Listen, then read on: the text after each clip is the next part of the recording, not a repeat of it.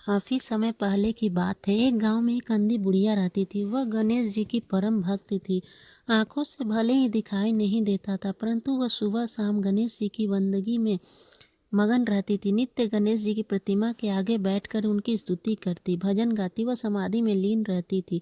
गणेश जी बुढ़िया की भक्ति से बड़े प्रसन्न हुए। उन्होंने सोचा, वह बुढ़िया नित्य हमारा स्मरण करती है, परंतु बदले में कभी कुछ नहीं मांगती।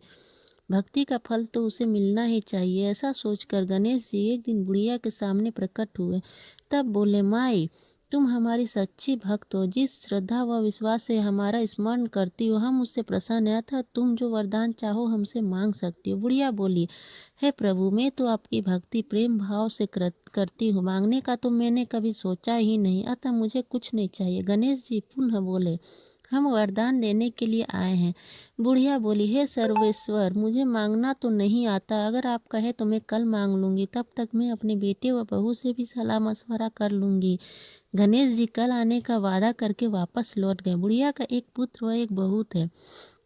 बुढ़िया ने सारी बात उन्हें बताकर सलाह मांगी। बेटा बोला, माँ, तुम गणेश जी से ढेर सारा पैसा मांग लो, हमारी गरीबी दूर हो जाएगी, सब सुख चैन से रहेंगे। बुढ़िया की बहू बोली, नहीं, आप एक सुंदर पोते का वरदान मांगे, वंश को आगे बढ़ाने वाला भी तो चाहिए। बुढ़िया बेटे और बहू की बातें सुनकर असमंजस में पड़ गई। उसने सोचा, यह दोनों तो अपने अपने मतलब की बातें कर रहे हैं। बुढ़िया ने पड़ोसियों से सलाह लेने का मन बनाया। पड़ोसन भी नेक दिल थे। उसने बुढ़िया को समझाया कि तुम्हारी सारी जिंदगी दुखों में कटी है, अब जो थोड़ा जीवन बचा है वह तो सुख से व्यतीत हो जाए। धन अथवा पोते का तुम क्या करोगी? अगर तुम्हारी आंखें ही नहीं है तो यह सांसारिक वस्तुएं तुम्हारे लिए व्यर्थ है। अतः तुम अपने लिए दोनों आंखें मांग लो।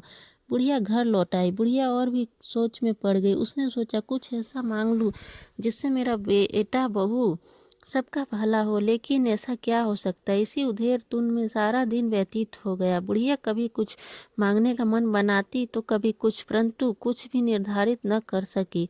दूसरे दिन गणेश जी पुनः प्रकट हुए तथा बोले, आप जो भी मांगेंगे वह हमारी कृपा से हो जाएगा, यह हमारा वचन है। गणेश जी के पावन वचन सुनकर बुढ़िया बोली, हे गणराज, यदि आप मुझसे प्रसन्न हैं तो कृपया मुझे मन इच्छित वरदान दीजिए। मैं अपने पोते को सोने के गिलास में दूध पीते हुए देखना चाहती हूँ।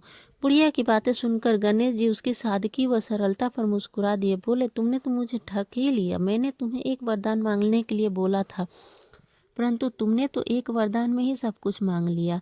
तुमने अपने लिए लंबी उम्र तथा दोनों आंखें मांग ली हैं। बेटे के लिए धन व बहू के लिए पोता भी मांग लिया। पोता होगा, ढेर सारा पैसा होगा, तभी तो वह सोने के गिलास में दूध पिएगा। पोते को देखने के लिए तुम जिंदा रहोगी, तभी तो देख पाओगी। अब देखने के लिए दो आंखें भी देनी ही पड़ेगी।